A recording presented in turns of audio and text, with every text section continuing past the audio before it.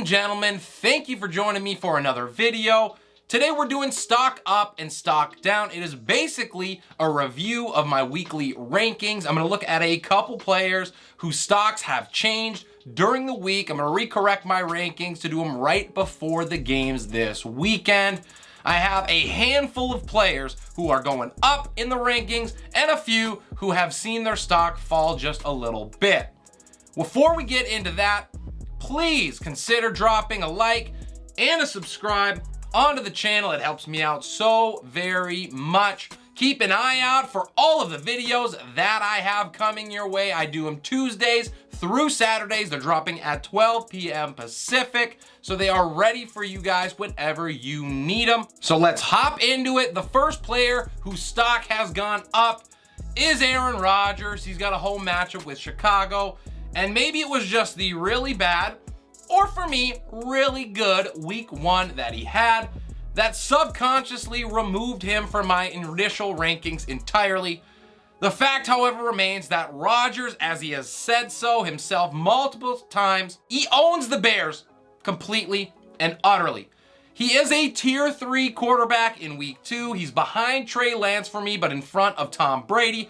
I expect him to be able to find a way to bounce back with the hodgepodge that he has in the wide receiver room. It looks like Allen Lazard is going to be back, and that certainly will help. Jamaal Williams is up next, and he gets a slight boost here, jumping up into tier 7 because DeAndre Swift missed practice on Thursday. It does look like Swift will play, but there is a good chance that at the least he sees a few more touches. And after he vultured not one, but two 1-yard touchdown runs, he's got plenty of flex appeal. I would now rather have him in my lineup than Melvin Gordon, Michael Carter, and Devin Singletary.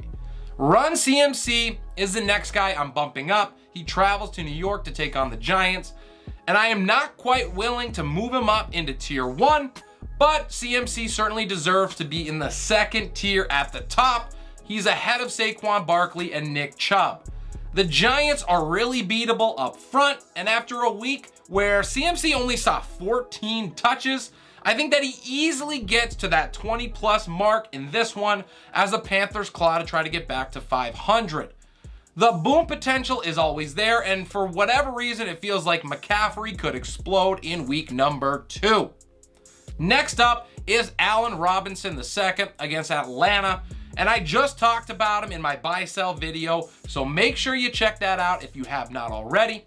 But to sum it up, A-Rob is likely to see plenty of looks, while Cooper Kupp is busy dealing with star A.J. Terrell. On the back end, he's one of the best young corners in the league.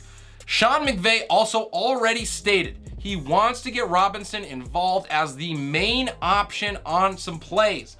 So he is going to see more work, and that can only mean more fantasy points. He is worth a flex play in the sub 30 range for now, but he could climb much higher next week if he can turn it around and have a big game. Let's get now to the guys that I am not feeling as much, and I am moving them down a little bit. It starts with Rashaad Penny traveling to San Francisco. Pete Carroll has dropped the news that Ken Walker is going to play on Sunday, which gives Penny the slight downgrade. It's not that excessive because we're not sure what Ken Walker is actually going to do in week 2 and what his workload will be. But the matchup with the Niners already wasn't that good, and so it's just another red flag, and he's far better as a flex than an RB2 where I initially had him.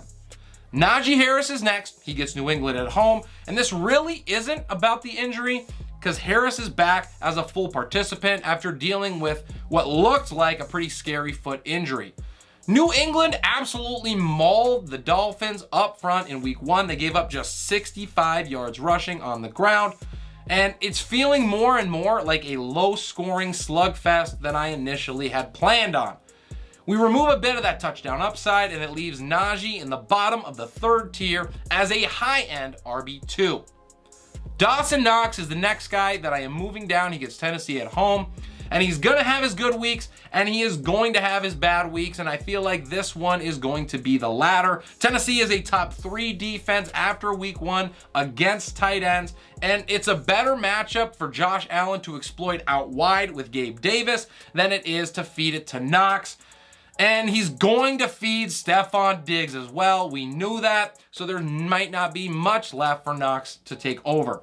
I am pulling Knox from my top 15 rankings. I'm putting Mike Gesicki in there again because he has a decent matchup against that Baltimore defense. The next tight end that I am looking to downgrade, and the final player on my stock down list, is Robert Tonyan at home against Chicago. It is looking more and more like Tonyan is gonna have to compete with Allen Lazard for targets against Chicago. Now, it is not a huge downgrade, but Lazard is going to siphon targets because he is the only wide receiver that Aaron Rodgers actually trusts. I am scaling back my aggressive initial ranking with Tonyan, but he is still a tier 3 option that deserves to be started. And that is all that I have for you guys. Short, sweet, and to the point. I hope this information helped you guys to make the best decisions possible so that you can dominate your opponents in week 2. Good luck to you guys. Remember to drop a like, drop a subscribe on the channel. It is so very appreciated. This is Relentless Press. I am your host, Abraham Opas, and we'll see you next time.